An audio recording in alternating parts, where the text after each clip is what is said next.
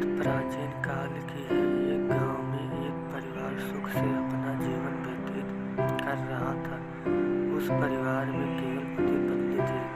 समय बीतता गया, उनके घर में कोई बच्चा पैदा नहीं हुआ।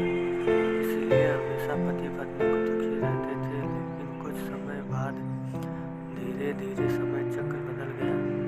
एक दिन उसकी माँ के पति को ऐसी बीमारी हो गई कि वह बिस्तर पर लेटने के बाद फिर से उठने की क्षमता खो बैठा। शायद उसे कैंसर था, इसीलिए काफी दुबला पतला एवं कमजोर हो गया। अब वह माँ अपने पति को बीमारी से बचाने के लिए शहर शहर भागने लगी। हर तरह से लाचारी हाथ मिलने पर वह मायूस होकर पति को घर ले आई। घर लाकर पति की हालत धीरे धीरे बिगड़ती गई। इस दौरान पति को पता चला कि उसकी पत्नी पेट से है। जब उसने यह बात अपने पति को बताई तो पति ने कहा कि अब उससे मरने से पहले यह चिंता नहीं है कि उसकी कोई संतान नहीं है।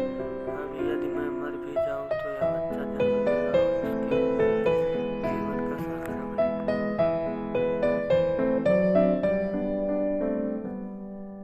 और उसके बुढ़ापे की छड़ी बन जाएगा। तुम अपना जीवन बच्चे के साथ व्यतीत करना। और यह सब कहकर पति ने अपने प्राण त्याग दिए। पत्नी ने पति का अंतिम संस्कार किया, लेकिन उसके मन में बहुत दुख था। लेकिन यह कहकर उसने अपने मन को आश्वस्त कर लिया कि उसके पति का प्यार उसके घर में एक छोटा बच्चा एक दिन इस दुनिया में जन्म लेगा और वह मेरे बुढ़ापे पर सहारा बनेगा। अब धीरे धीरे समय बीतता गया और बच्चे के जन्म का समय आ गया।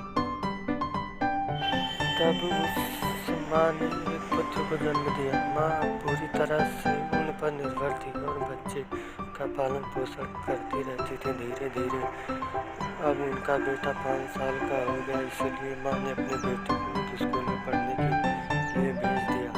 माँ की ममता विलक्षण होती है, इसलिए माँ अपने बेटे से बहुत प्यार करती थी। माँ अपने बच्चे का दर्द नहीं देख सकती, इसीलिए माँ उस बच्चे का दुख एवं दर्द स्वयं उठाती थी।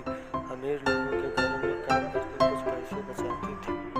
वह बेटे की हर मांग पूरी करती थी। धीरे धीरे बेटा बड़ा हुआ और उसने उसे गाँव से बाहर शहर में पढ़ाई के लिए भेज दिया। बेटा भी मन लगाकर पढ़ाई करने लगा और एक दिन वह एक बड़ा अधिकारी बन गया। जब माँ को इस बात का पता चला तो वह बहुत खुशी हुई कि उसके जीवन के सारे संकट अब उसके बेटे को काट दिए जाएंगे।